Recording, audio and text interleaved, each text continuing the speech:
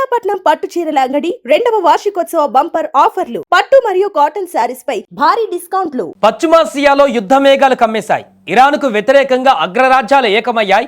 ఇప్పటి వరకు America, Israel మాత్రమే ఇరాన్తో పోరాడుతున్నాయని భావించగా ఇప్పుడు సీన్ పూర్తిగా మారిపోయింది. ఊహించని పరిణామం చోటు చేసుకుంది. ఇరాన్కు షాక్ ఇస్తూ బ్రిటన్, ఫ్రాన్స్ మరియు జర్మనీలు రంగంలోకి దిగాయి.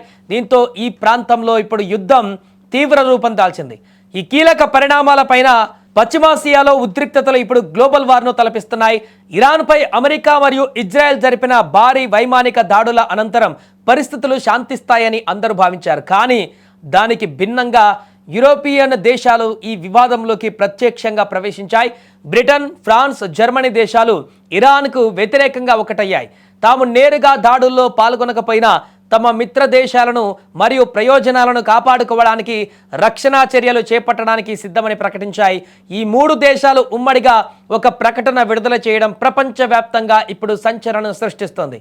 ముఖ్యంగా బ్రిటన్ ప్రధాని కీర్ స్టార్మర్ తీసుకున్నటువంటి నిర్ణయం ఇరాన్ను ఉక్కిరిబిక్కిరి చేస్తోంది. అమెరికా జరిపే రక్షణ దాడుల కోసం బ్రిటన్ సైనిక స్థావరాలను వాడుకోవడానికి ఆయన పచ్చజెండా ఊపారు. ఇది యుద్ధ గమనాన్ని పూర్తిగా మార్చే అవకాశం ఉంది.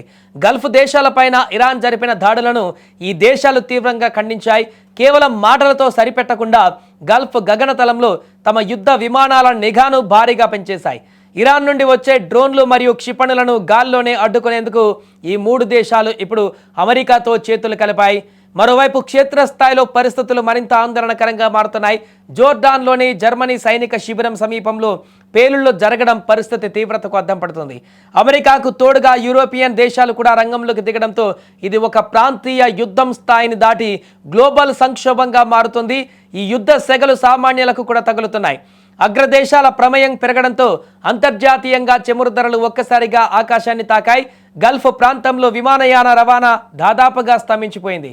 ఇక లక్షలాది మంది ప్రవాసులు, ముఖ్యంగా భారతీయుల భద్రత ఇప్పుడు పెద్ద ప్రశ్నార్థకరంగా మారింది. యుద్ధం ఒకవైపు సాగుతుంటే మరోవైపు శాంతి ప్రయత్నాలు కూడా మొదలయ్యాయి. ఫ్రాన్స్ అధ్యక్షుడు మెక్రాన్ వంటి నేతలు ఐక్యరాజ్య సమితి భద్రతా మండలి అత్యవసర భేటీకి పిలుపునిచ్చారు. తక్షణమే కాల్పుల విరమణ ప్రకటించాలని, చర్చల ద్వారా సమస్యను పరిష్కరించుకోవాలని వారు కోరుతున్నారు. కానీ ఇరాన్ మరియు పశ్చిమ దేశాల మధ్య ఉన్న వైరం తగ్గడం లేదు. ఒకవేళ యుద్ధం ఇలానే కొనసాగితే ప్రపంచ ఆర్థిక వ్యవస్థ కుప్పకూలే ప్రమాదం కూడా ఉందని నిపుణులు హెచ్చరిస్తున్నారు. ఇరాన్ తీసుకోబోయే తదుపరి అడుగేమిటి? బ్రిటన్, ఫ్రాన్స్ దేశాలు ఇంకా ఎంత దూరం వెళ్తాయి అన్నది ఇప్పుడు ప్రపంచ దేశాలను వేధిస్తున్న ప్రశ్న. పరిస్థితులు ఎటు దారి తీస్తాయి అనేది వేచి చూడాలి.